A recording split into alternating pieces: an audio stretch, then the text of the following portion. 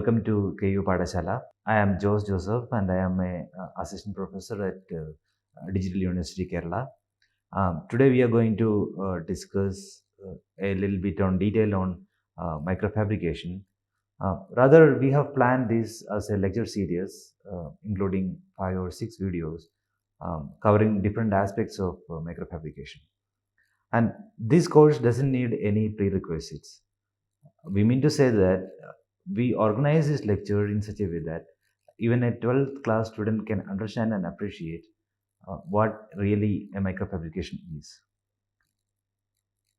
Before going into the details of the topic, let me give an introduction that almost all of us are using a smartphone or a normal phone. And no wonder that it's not something happening out of the box. It's just by innovations, and it's just by implementation of certain technology that people are accomplishing several tasks using a smartphone. If you're looking into an ordinary smartphone, you must be capturing several photos, or you must be doing several text messaging or browsing internet. And everything is accomplished with the help of a processor. Every phone, irrespective of it being a smartphone or a normal phone, it has a processor. And exactly the same way, if you're looking at a laptop, or if you're looking at a iPad, or if you're looking at similar devices, you can observe a processor in that. And in a processor, the very basic unit that you can see in a processor is a transistor. And several transistors are organized in particular fashion or connected in particular fashion to accomplish the task. And microfabrication is a technology that can help to realize these processors. And along with processors, microfabrication can be used to make several sensors or several other devices that we use in our day-to-day life. So, going into our topic, what we first look at is the term microfabrication. When every one of us hear this term microfabrication, we tend to split into two. The first is micro, and the second one is fabrication. When you are looking at a common man perspective, a fabrication is the second word fabrication is very familiar, because you look at a workshop, the works happening in a workshop. For example, in the workshop, say someone is making a cupboard. So when somebody is making a cupboard in a workshop, the person who is doing this is capable of fetching different parts of the cupboard and assembling them together, either through welding or by some other mechanisms, or sticking them together and realizing this complete structure. So in that case, the the person who is doing this labor, or employee, he or she can do almost all of these works by himself or herself. But if you are looking at a little larger scale, like a car manufacturing facility, that is also kind of assembling, because you making different parts and you are assembling them together, and you can again call it as fabrication. In that case, what they are doing is, many of these ingredients or many of the components of a car cannot be handled with a normal human hand, and therefore you need several machinery to pick and place them and join them together. If you're thinking in a little more larger scale, for example, if you're thinking about aeroplane manufacturing, like aeroplane fabrication, that will be even bigger scale, and you need even heavy machinery to do all these assembling works, or the fabrication. But if you're looking at all these examples that I have cited over here, the common thing is that the person who is doing this work can see the parts, in the individual parts that are getting assembled, with his or her naked eyes. You don't, in most of the cases, you need not require another visualization mechanism like a microscope or something when they are doing this assembly or when they are doing this fabrication. So these are the common fabrication things that we see in our day-to-day life. So in this fabrication, you may have to do welding, cutting, screwing, and such kind of things. So now that we are familiar with the term fabrication, now let us look at the first term, that is micro. The micro term, it's a term used to coin the size of an object. You know that the common scale that we use in our day-to-day life may be meter. So suppose if you are, say, the first image that I show here is an elephant. And if you are looking at the size, or if you are aiming to measure the size of an elephant, you may measure in meters and say that, okay, the elephant is, say, 5 or 4 meters in length and say 2.5 to 4 meters in height. You will be able to say it in meters. So that is meter. That particular unit is meter. And the second image that I have shown over here are two common smartphones that are stacked. And if you are measuring the thickness of these smartphones, say it will come less than a centimeter. Maybe it will be like 7 millimeter or something. So now the size got reduced. And these, now earlier it was in meter, and now we started saying in millimeters. So millimeter is 1 by 1000 of a meter. A millimeter is 1 by 1000 of a meter. And the next thing that we see over here is a hair, is a single hair. And when you must have seen, like you are able to see one of your hair because its size is in tens of micrometers. It will be less than, say, 100 micrometer. It will be from 25 micrometer all the way to 100 micrometers. So you could barely see them. You could see them. You could feel them. But when we say about the size of the hair, or the thickness of the hair, we say that the thickness is in micrometers. Say it's in tens of micrometers. So micro, the term micro is again one step down than milli. Like if you are dividing a milli by 1000, you will get micro. So there was, the first thing was meter, and meter, if you divide a meter by 1000, you'll get millimeter, and if you divide millimeter by 1000, you'll get micrometer. So in effect, if you are looking, if you are comparing meter and micrometer, if you divide meter with 10 raised 6, you will be getting micrometer. So that is, it's like 1 by 10 raised 6th of a meter is micrometer. So that denotes a scale. That denotes a scale in which the fabrication is happening. That's how the term microfabrication came into existence. You are fabricating in micrometer scale. So now if you are looking back to the examples that I had mentioned in the beginning, there I said about fabricating a cupboard, fabricating a car, fabricating an aeroplane. So in all these, you were, or the one who is fabricating these, will be able to see and appreciate the actions that are happening out there, like the assembling, or the cutting of the parts, or any such things that are happening can be easily seen using naked eyes. But when it comes to the microfabrication, you will not be able to see all these things, or you will not be able to do all these things with your hands. So for example, you want to realize a structure of 10 micrometer. You will not be able to do a normal machining. You will not be able to use a saw and cut and then assemble them together. So it needs certain sophisticated facilities to accomplish them precisely. And for visualizing all these also, you need sophisticated equipments. If I again go back to the first thing that I was mentioning, the processor in your smartphone, each processor will have a minimum of a million of transistors. A million of transistors that is uh, assembled, or that is kept in a particular fashion within, say, one centimeter square area, or lesser than that, in few millimeter square area.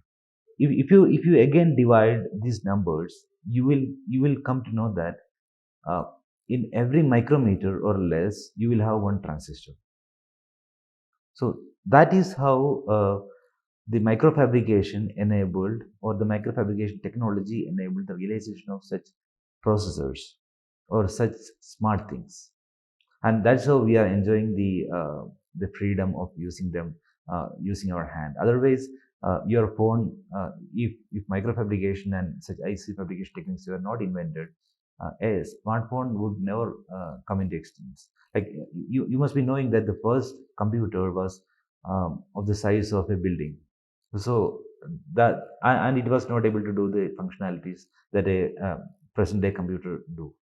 So all these are accomplished with the help of microfabrication techniques. Now, moving forward, a dictionary definition of microfabrication goes like this. If you refer to Oxford Lexico, they say that microfabrication is a technique of manufacturing very small objects, especially microchips or micromachines. Whatever I was referring to till this point was on the fabrication of microchips or microprocessors. The other side of it is that you can make micro machines, like you can make machines that has a size of micrometers, or that has parts having size of micrometers. Even that is also possible with microfabrication. So in the lectures to come in the future days, we will be looking at techniques, we'll be looking at technologies that enable the fabrication of such microstructures. And we'll make sure that we will not go in detail to the chemistry, or in detail to the mathematical things, but rather we try to keep it in a common term so that everybody can understand what is microfabrication in brief. And if I were to give some examples of microfabricated devices, the first example that I could give is the IC, or the integrated circuit, with which the processors are realized. And the second most common example is micro electromechanical systems, or they are also called as MEMS. If I were to give an example of a MEMS device, you must have played several games in your smartphone. For that, you are using several sensors like accelerometers or gyroscopes, and all these can be categorized as MEMS devices. Like, they have some moving parts. They're micro electromechanical systems. So they have certain mechanical parts, and they have some electrical aspects to that. So that's why they are called electromechanical systems, and they are realized in micro scale, and that's why they are called micro electromechanical systems. And that is a second application of the microfabrication, where you can fabricate micro electromechanical systems using this technique. And the third one, the microfluidic devices. So it's a very common experience for almost all of us, that when we go to a diagnostic laboratory to check our parameters in blood, it's so painful for us to um, give them few milliliters of blood, say 2 milliliter or 3 milliliter of blood, for the entire pathological things. But there is a decent amount of research going on in microfluidic devices, where you need to give only very minimal amount of your blood, and using such devices you can detect several diseases. So with microfluidic devices, they try to minimize the amount of solvents or reagents or analytes, and then accurately assess different things, different diseases or different conditions. So that is one aspect of microfluidic devices. You can use this technique for fluid mixing, or you can use this technique for performing controlled reactions, and so on and so forth. So that is another example of a device that is made using microfabrication technique. And if I were to say another example where microfabrication is used is solar cell. So almost all of us know what is a solar cell, or at least have seen people using solar cells and generating electricity with that, and uh, doing using it for different purposes like lighting up lamps or running fan or so on and so forth. But I don't know how many of you have really looked into a solar panel. If you are looking into solar panel, you could see several square shaped wafers, silicon wafers. And on that you can see several silicon line, like several silver lines or aluminum lines. And all these things, the individual square die that you see inside a solar panel is called a solar cell. And those solar cells are also manufactured using microfabricated techniques. So, knowingly or unknowingly, we are using either of these microfabricated devices in our life. So, another example is the flat panel displays that we have nowadays. Um, for example, if it is on a smartphone or if it is on a laptop or on a TV or anything, we tend to have microfabrication used for realizing these devices. Now, we sort of try to understand and appreciate the relevance of microfabrication. Let us slowly take our steps forward and try to understand what kind of an environment is necessary for microfabrication. Now, if I ask you to do a microfabrication in a normal workshop environment, or if I ask you to do microfabrication in your own home or in a normal laboratory setting, you may be able to do, but there is no guarantee that the things that you're going to make will work. I'll tell the reason for that in a little while. But understand that you need to have a very sophisticated environment. You need to have very clean rooms for the fabrication of these devices or micro devices. Such rooms are really known as clean rooms. They are called clean rooms. So now I am coming to the question: why a clean room is necessary for the fabrication of such micro devices? The point is that, say, if you have, as shown in this figure, say if you are going to make, say, 6 or 7. So I've shown 6 transistors that are made in a row. And suppose if transistor occupies, like, this is only a two-dimensional thing that I'm showing. It used to be three-dimensional, and each transistor, say if it occupies say 100 nanometer. So nanometer is again 1/1000th of a micrometer. So if suppose if each transistor occupies 100 nanometers, and say 6 of them are clubbed together, and say one big dust come and sit on that. Say that will happen when you do this entire fabrication in a normal workshop or in a normal room. So all our rooms are dusty. Like, some dust we can see, some dust we cannot see. And suppose if the dust was, say, less than 1 micrometer size, and we are not able to see that dust. See, if the dust is big, we will be able to clean with a broom, and maybe a vacuum cleaner would help. But a micrometer sized dust we will not be able to see. And if this micrometer sized dust comes and sits on these devices, the most unfortunate thing that happens over there is that many number of transistors will not work. Or maybe the dust is coming in between the fabricating process, and that will stop all these devices from working. And if those 6, or even if only one transistor among those transistors are not working, the logic that you are trying to implement using this particular circuit will not work. So the circuit will not work. The chip will go in waste, and you end up wasting millions of rupees for doing all these processes. For that reason, you need to have, it's a compulsory thing to have ultra clean rooms for the fabrication of micro devices.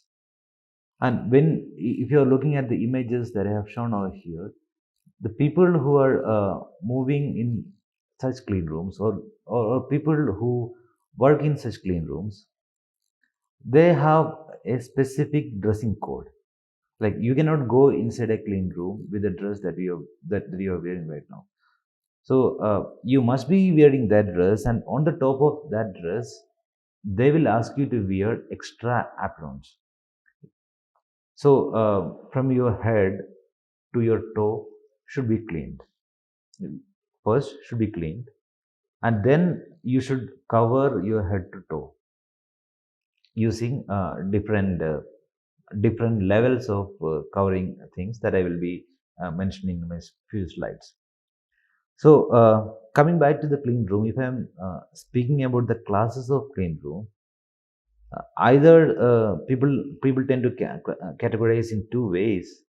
That there is an ISO categorization of clean rooms, that they call it as ISO 1 to 8, and there is a federal standard of classifying clean rooms, which are known as class 1, class 10, class 100, class 1000, and so on and so forth. So if you look at this table, you can see that there are two categories of clean rooms, that like the standard classifications. First one is the ISO classification, where they say from ISO 1 to ISO 8, they categorize clean rooms in that fashion. Whereas in federal standard, they classify like class 1, class 10 to class 1000, class 10,000, and so on. And if you look at the number of particles and with particle size, different classes will have their own numbers. For example, ISO class 3 clean room will have, say, particles of size greater than 0.1 micrometer, 1000 in number. And similarly, if you are looking at, say, ISO class 6 and particles of size greater than 0.1 micrometer, that would be of like 1 million.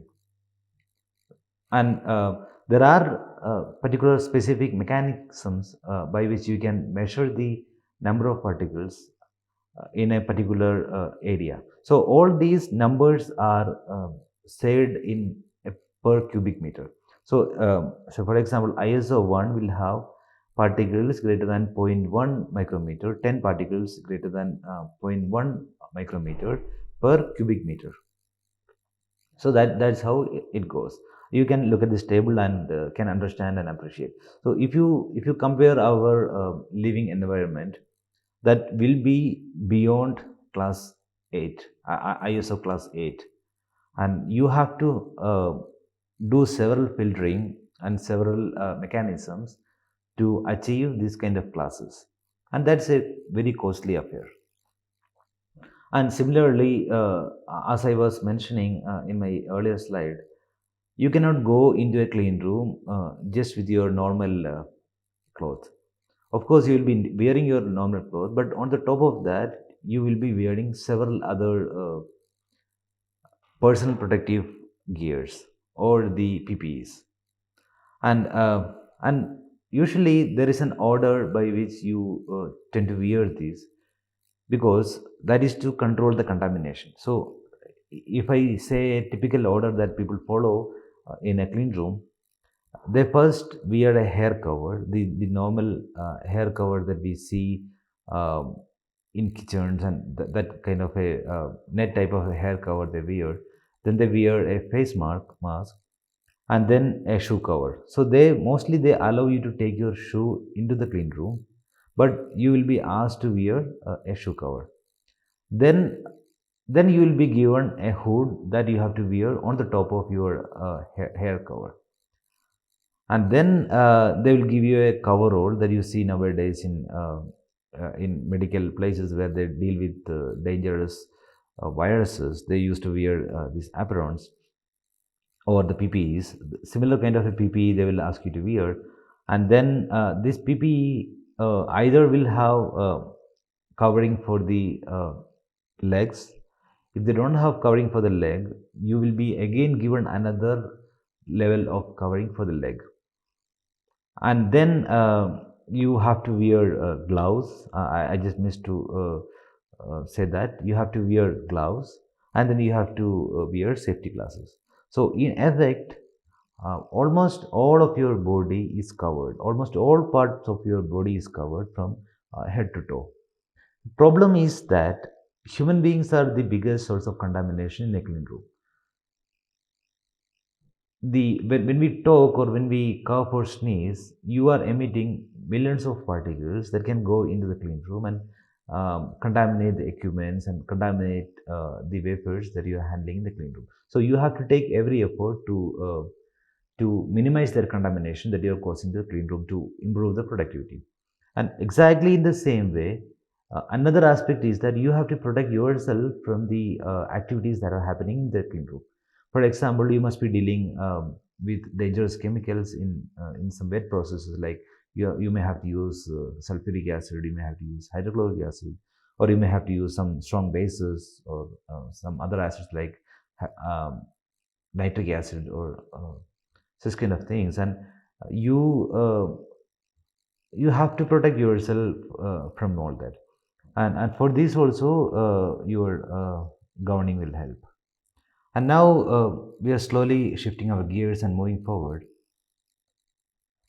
looking back on the first fabrications, the bigger fabrications that we were talking, like fabricating a car or fabricating a cupboard. You can essentially assemble them all together without having a base material. But understand that when you have things that are coming in micrometer scale, say when you have say beams or when you have membranes coming in micrometer scale, you cannot handle them just like that. So you need to have a substrate, a carrier mechanism to hold all these microfabricated structures.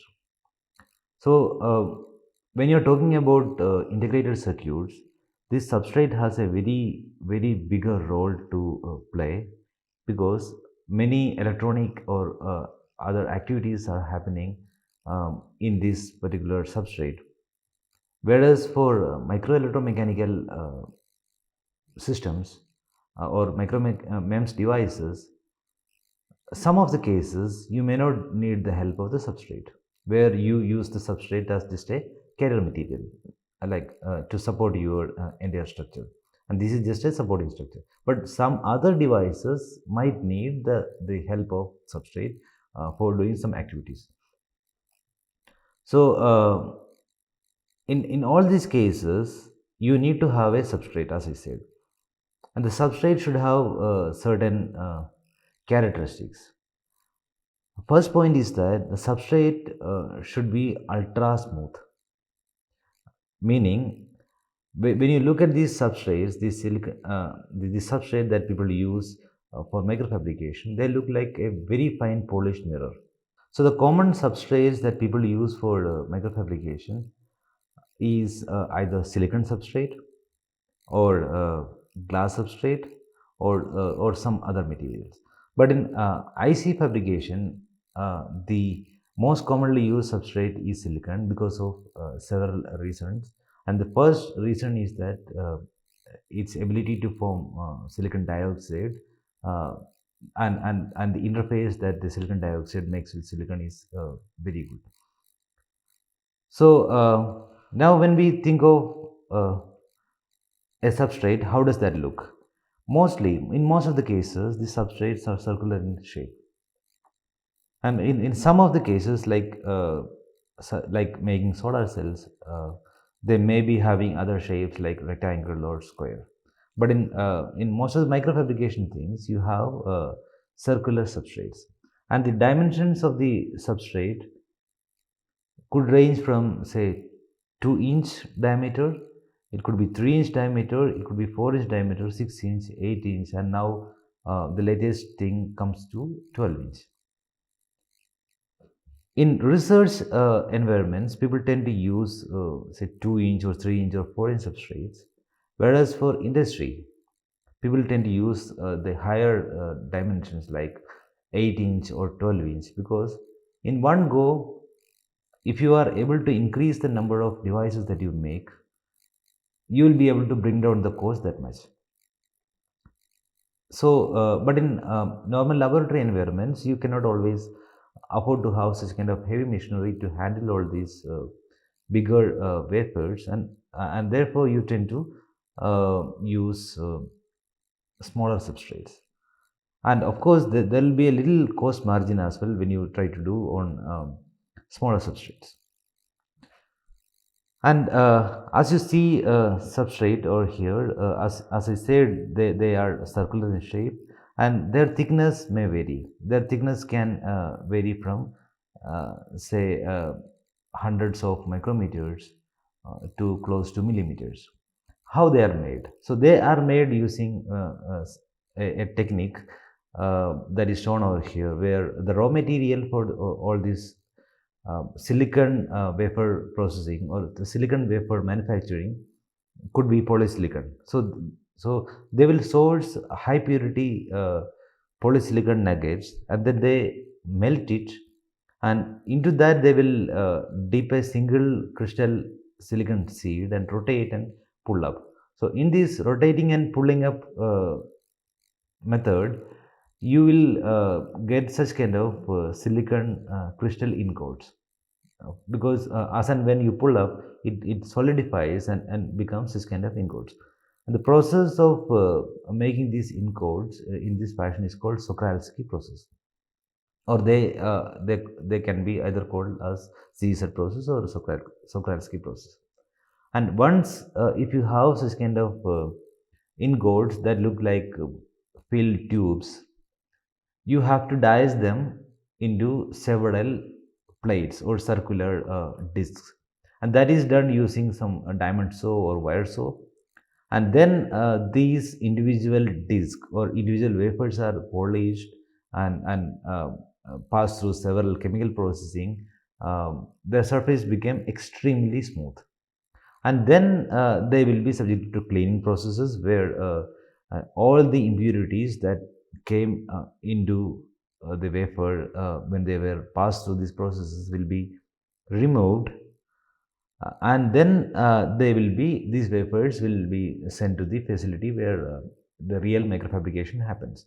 So it could be the wafer fabrication facility could be different from the facility where microfabrication happens, or they can be together as well. But in most of the cases, the giants who make silicon wafers are experts in doing that work with ultra precision, and the people and the companies that do microfabrication with ultra precision are experts in that. So they will source very good quality wafers from the people who make wafers, and then they do the process on those wafers. So all these wafers will have some specifications on their purity, on their doping levels, on their thickness variation, their curvature, and there are several aspects to that. Since it is not a very depth analysis, we are not planning to do specification wise description. We just want to convey the information that uh, such wafers are also fabricated in a controlled manner. Now, once you make these wafers and once you ship into the facility where microfabrication is happening, the first thing that they do is a clean. Even if these wafers are cleaned in the facility where it was manufactured, they could have some impurities remaining on the surface, and in the process of shipping also it could have incorporated, or it could have gathered some amount of impurities. So in the place where this microfabrication happens, the first thing that they do is a wafer cleaning, where they take these through several cleaning steps. The first cleaning step should be a clean is mostly a cleaning using solvent. That's called a solvent clean, and the next steps would be one acid clean and one base clean. So the first one will be a base clean using NH4OH, and the second one is an acid clean using hydrochloric acid. So I will be briefing these cleaning techniques right now. Um, but Before going into the cleaning techniques, the water that we are using in all these cleaning processes, we cannot use normal tap water, or we cannot use, say, a normal purified water that we drink. The reason is that in a normal tap water or in the water that we drink, we'll have a lot of ions and other impurities or contaminants. And again, if you're using that water to clean your substrate, finally you end up incorporating more impurities or more ions on the top of your wafer, which is is not that good for the upcoming processes. So the water that we use for microfabrication is called DI water, or deionized water, meaning all the ions in this water are removed using several processes. It's done using 2 or 3 stage process where they ensure that all the dissolved ions, or all the ions that are present in the water are removed before uh, they use this water for cleaning purpose or wafer cleaning purpose. And how will they ensure that water is ultra clean or DI? The simple measure of doing that is by measuring the resistivity, and usually the DI water's resistivity is almost close to 18.2 megohm centimeters. And this is the water that we use for all the cleaning procedures. So now going back to our cleaning methods, the first one was a solvent clean, and then we had a base clean, and then an acid clean. So in the solvent clean, we aim to remove oil residues and organic residues that are present on the top of the wafer. So the common chemicals or the common solvents that the microfabrication people use for cleaning are acetone, but and some alcohol, either methanol or IPA. So acetone, if you are just using only acetone, it can leave some residues. Uh, Therefore, they use a second solvent, which can be either methanol or IPA, that is isopropyl alcohol, and then they clean it in DA water. They clean it in DA water and then dry it. So this process has to be done by taking some amount of time that you have to keep in acetone for say 10 minutes, and so there are well defined rules for this solvent cleaning. So you need to follow each and every rule without fail, because if you are not doing that much of time in acetone, it may again leave some of the oil or organic residues on the top of your wafer, which could lead to catastrophic effects in microfabrication. And the second clean is a base clean, which is called RCA1. The name RCA is taken from Radio Corporation of America, because this cleaning technique was invented over there. And people call it a standard clean also. It's also called SC1, SC1, standard clean 1, or RCA1.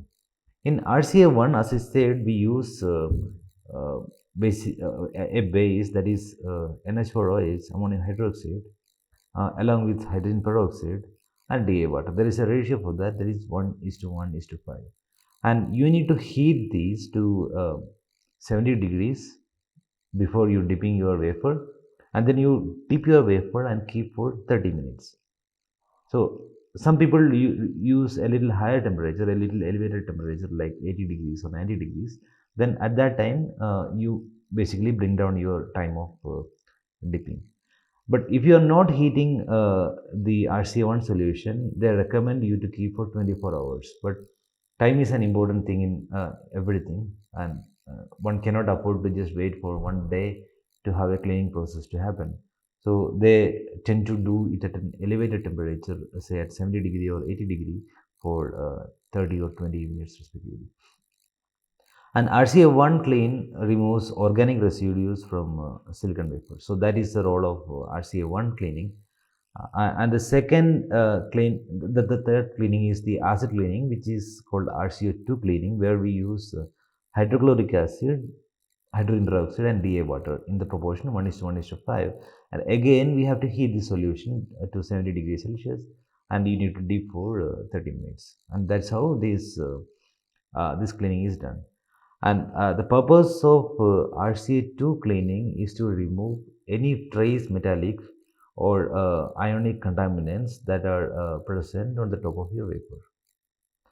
Now, if you are again looking back, the first cleaning was solvent cleaning, and solvent cleaning, after that you have to do a DA water wash, a very good DA water wash, and then drying. Then after that you have to do RCA1 cleaning. RCA1 cleaning can leave because you are doing it in a heated ambience, and it can grow a thin layer of oxide on the top of the wafer.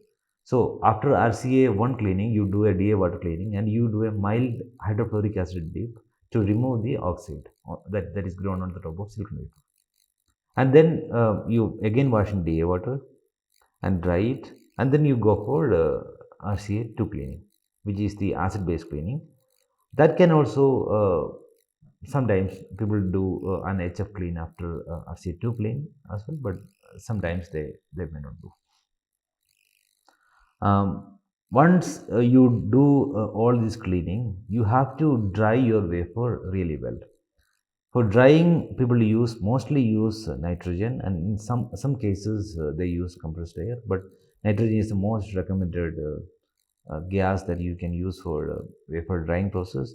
And in places where people work with full 4-inch wafers or 6-inch wafers or 2-inch wafers, they'll have dedicated mechanism for spinning and drying. So they will have rinse spin dryers where they have the facility for rinsing in DA water, then spinning and drying. So ultimately, after that, when you are taking out your wafer, you can see ultra clean wafer without any contaminants on the top of that. And again, while speaking about handling a wafer, as I said that you should not use any of your body parts in your microfabrication process. So in that same light, when you're handling your wafer, you should not use your hands. You should always use a tweezer to handle your wafer. It's not at all recommended to take a wafer with your bare hand, or you are not allowed to use bare hand in your clean room. You cannot even touch a gloved hand on the wafer as well. So you have to use tweezers for this purpose. And then if you want to carry your wafer from one place to other, you should use either airtight containers or you should use vacuum containers or containers that has that can hold vacuum. So this is all to ensure that your wafer is not at all exposed to any of the ambient condition. Say for example, you have to carry your wafer from one facility to other after say first cleaning, and they will always keep it in a vacuum container so that none of the ambient conditions will affect that. And until now, what we talked about is the clean room, the environment where we do this microfabrication, and the substrate, the place where uh, or the wafer where we do this microfabrication. Now, in the coming topics, we deal with the processes that we do to create a device. Either it can be a transistor, or it can be a MEMS device, or it can be a solar cell. So the processes that we use would be almost similar, and we'll try to take examples and then try to convince and understand how these things are being done.